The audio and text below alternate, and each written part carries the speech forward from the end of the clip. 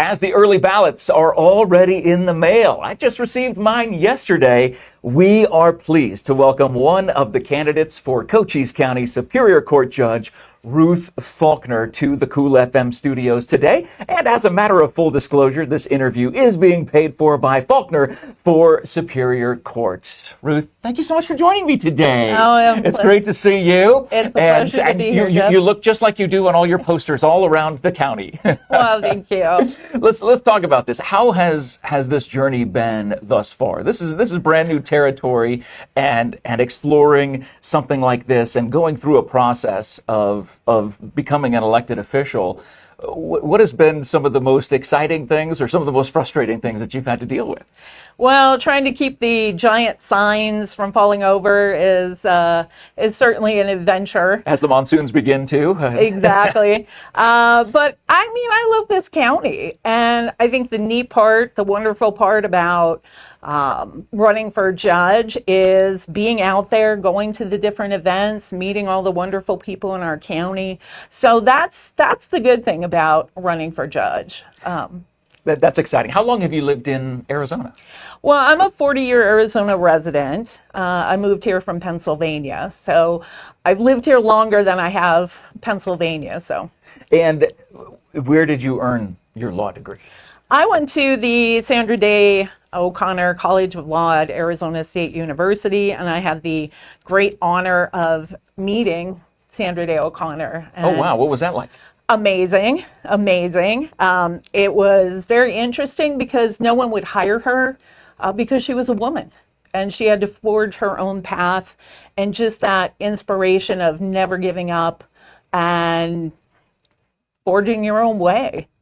Do you think there's things that you learned in college at the Sandra Day O'Connor College there at ASU that you still use today, that you still implement today, like maybe some formative foundational things from that time? Oh, absolutely. I took a lot of experiential learning classes, so that's where I learned basic courtroom skills, how to cross-examine someone, how to do direct examinations, so a lot of good foundational teaching. That still ends up being a part of your work in the law today. Well, and I spend a lot of time in the courtroom. I really enjoy that part of my job, and you need to be able to talk to people, and if you're in a trial situation, have those skills.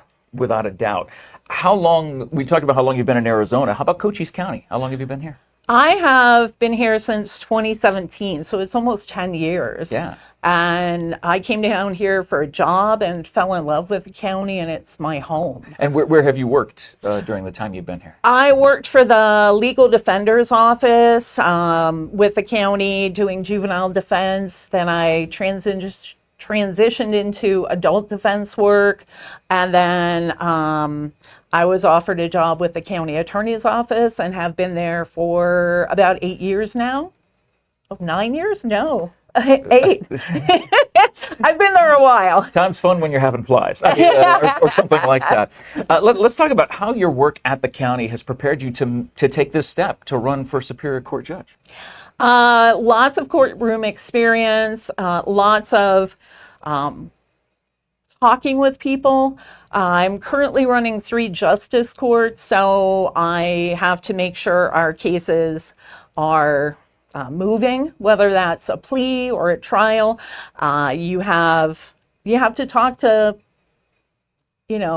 people and explain the legal system to them, explain how things work, negotiate plea offers. So it's a lot of hands-on experience managing a caseload and deciding how the case is going to be resolved. What is your philosophy when being on this side of the law versus how you're going to look at it if you end up being elected as a Superior Court judge? Well, I think it's kind of the same as far as I treat everyone with dignity and respect. I think it's important to be nice to people. As a judge, they're accused of something. They're innocent until proven guilty. And people, if they're in family court or criminal court or whatever kind of court it is, you really need to put them at ease. And I practiced in front of a commissioner, and it was a nightmare. She screamed at everyone. She screamed at attorneys. She screamed at defendants. And it wasn't a good atmosphere to work in. And you have people that are nervous, they're afraid, they don't understand, and you yelling at them is not going to solve anything. So, I mean, that's my philosophy, is to be fair, impartial, and I think carrying that over to the bench, it's a very similar thing. You're setting the tone for the courtroom. Yeah, and working in the legal system for as long as you have, I'm sure you've come up against some very challenging cases. In those instances, how did those specific cases make you a better litigator? I mean, you can read books about how to practice law, but until you actually do it, and that's night and day. So doing legal research on issues, doing interviews, doing all of the behind the scenes work that people don't realize that goes on, going through pages and pages of just police reports, watching hours and hours of body camera, and making sure your case is solid, and preparing your witnesses to testify. I think that's an interesting part to consider, because a lot of us, we watch television and we see these cases resolved in an hour. We think that's how they all must go, but there's so much behind the scenes that we rarely think of when we see some sort of law show or Law and Order style program. There's so much more to it. There is, and I like what Lori Zuko said to me one time. She said, you make your own luck, and cases resolve by you doing the hard work and spending months preparing, writing motions, arguing motions, and doing all that groundwork to be successful. Without a doubt, and that is what it takes for sure. Let's talk about certain cases of a very heavy magnitude, maybe some serious felony cases that you've worked on or been a part of. Obviously, that's something that could come up when you are on the bench. What has been your experience with those, and how did that prepare you to make this run and possibly sit on the Superior Court of Cochise County? Well, I was a felony drug prosecutor. I did jury trials in that capacity. So knowing issues that will come up during trial, there'll be objections and arguments, and knowing the fundamental laws and being prepared to make rulings if something is, if someone's allowed to ask a question or introduce particular evidence. So that's important. I did a very serious felony case, the Randy Ray Brown trial. That was 3-week jury trial. A lot of months and months and months of preparation to do that trial. So just knowing the law and the rules of evidence, and that's very helpful to be in the courtroom, to be able to make rulings on those kinds of issues. A 3-week trial is something that is not normally seen here in Cochise County. That's pretty lengthy, correct? Mm-hmm. It was a longer trial, yeah. Yeah, and during the longer trials, there's obviously a lot more little pieces that go along with it, and that's where, just like you said, the preparation aspect comes into play. Well, you have to watch body-worn camera, decide if you're going to put that into evidence, show it to the jury. I think that's very powerful, to show people what happened, talk about what happened, but in a visual way. A lot of people are visual learners. So having video, having diagrams, having maps. So I think that made a lot of difference to show people where the gun was found, what SWAT did to apprehend Mr. Brown, where he was located near the gun that was found.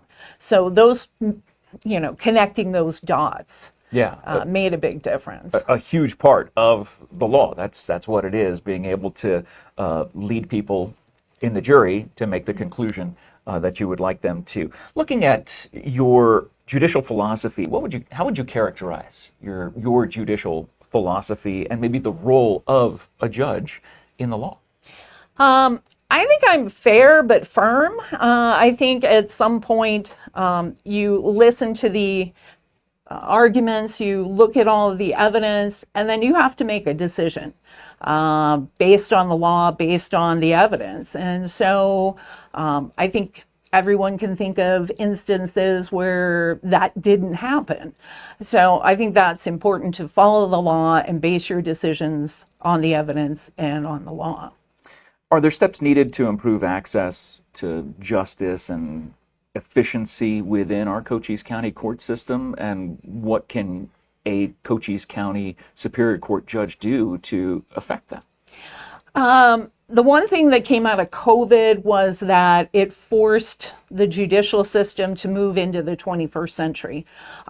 Currently, we are implementing Zoom court.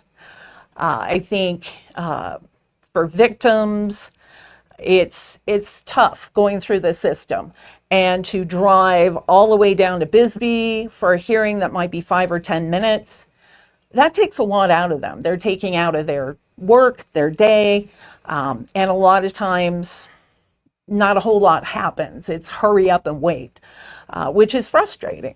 And this way, you can watch the Superior Court, see your case, see what's going on without having to miss work all the time. Or people can appear for their case. Lawyers, we have a lot of lawyers from Tucson, some from Phoenix. They can Zoom in for their court. And so that helps us to cut down on their travel time. So things like that, using technology in smart ways to alleviate travel and hardships for attorneys and victims. Definitely an advantage that again, I rarely think of that side, being able to use the technology like Zoom and being able to make your appearances and do that certainly would help people's day hopefully go a little bit quicker instead of having to make that drive. Well, and as an attorney, you can watch and see what's going on in other cases, see how they're, I've watched jury trials from my office so that I can work but see what's going on in another attorney's case. I had a probation officer tell me he was watching court, saw what the judge ordered, and he can immediately start working on the report. So I think it's a way to be more user-friendly for Definitely the parties. Maximizes efficiency as well, Yeah. because things can, in the slow motion of the law that sometimes works much slower than we would like to admit, there are still ways that using that technology can make it go a little bit faster. Exactly. And the electronic filing. So back in the day, you had to drive down to the courthouse and file your papers in person. This way, you can file your paperwork 24/7 from your computer wherever you're at. Yeah. So it helps people to get legal representation in Tucson or Phoenix so that they get the best defense for their case. As a judge, I see judges as being, they are the ultimate rule of law inside that courtroom. What are some of the I guess the things that you carry inside of you, those tangible or intangible things that would make you effective as a judge? I think it's listening to people. People want to feel like they've been heard. Whether they're being sentenced or a victim in a case, they want to have their day in court. They want to feel like they've told you how they feel. So that's important, to have that empathy, to be able to listen to people, to do the active listening so they know they've been heard, they know someone cares.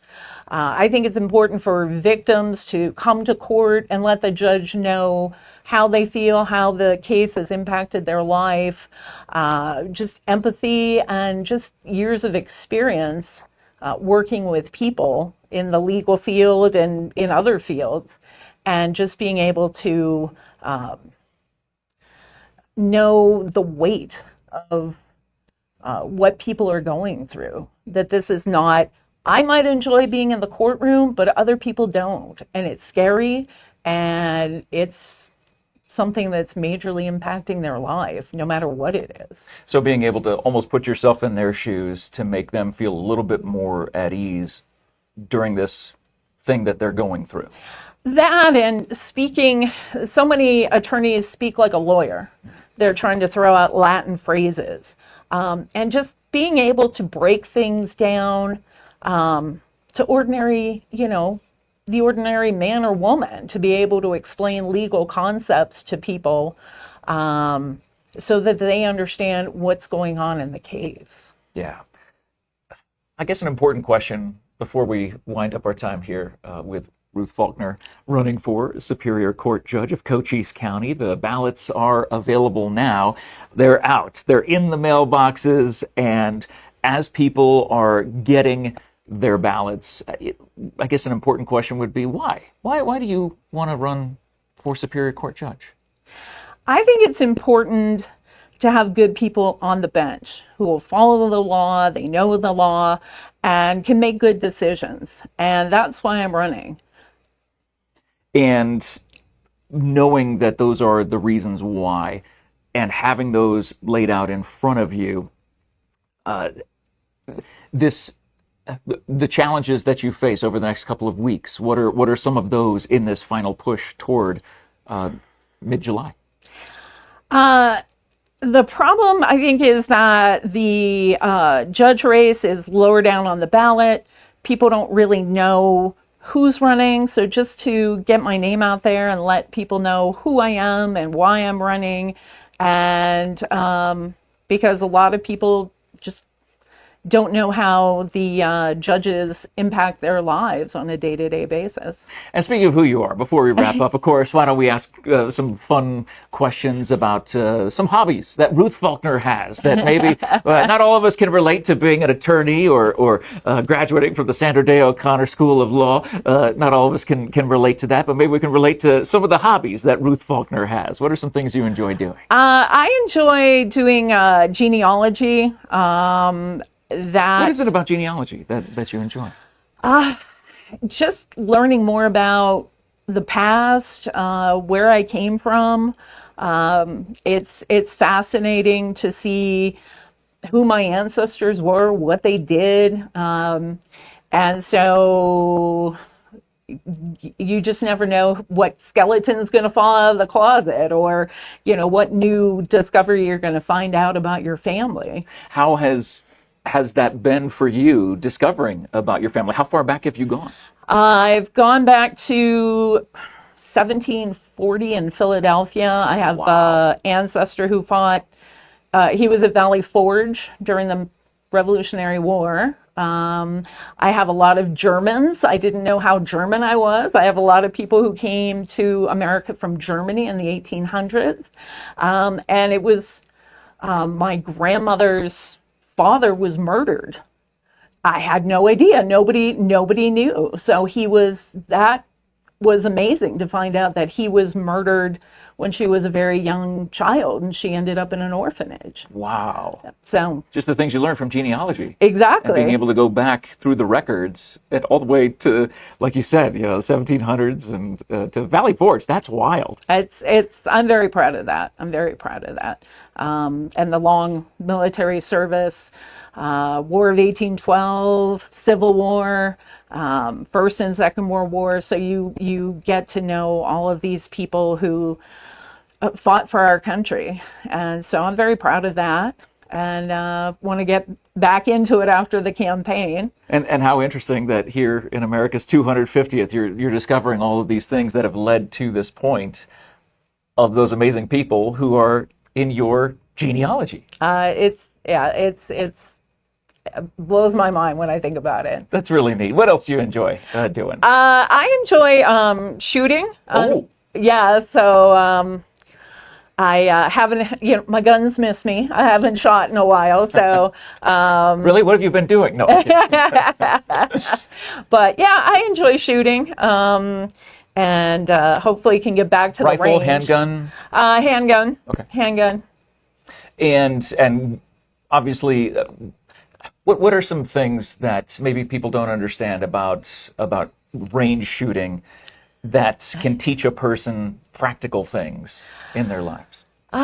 Well, just you have to be very responsible as a gun owner, and just safety. You just have to be safe and responsible, and it's important as a single woman. I had a very scary experience when I was a drug prosecutor. I had some people following me. So that was a scary experience. And so as a single woman, I feel like I need to be prepared for the worst case scenario. Yeah. And having that practice out on the range, I think it also would teach patience. It would teach Discipline, a skill. You know, it is a skill to be able to do that. And any particular handgun that you use? I mean, for those there are some gun people out there. What kind does she use, Jeff? Is it a 22? Is it a 44? Is it a 38? I have a Glock 43X. Okay. Which is a 9mm. Yeah.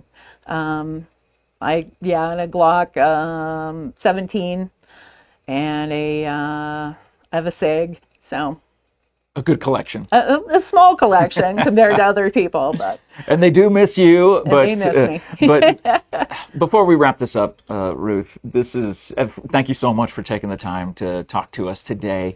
Is there any message that you would like to give one last time to the voters of Cochise County before they start filling out their ballots, and they do get all the way down to the Superior Court judge, and know that even in the primary, these are important ballots that they need to have. Please, the floor is yours.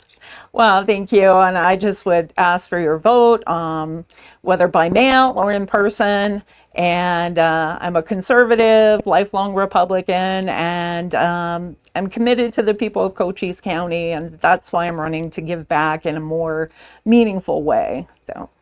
Well, thank you so much, Ruth, for joining us today, and we wish you all the best in the primary campaign. And remember, July 21st is the big day when it all comes to a head, but your early ballots are in the mail right now, so it's never too soon to get those filled out, get them returned, and ready to go for July 21st.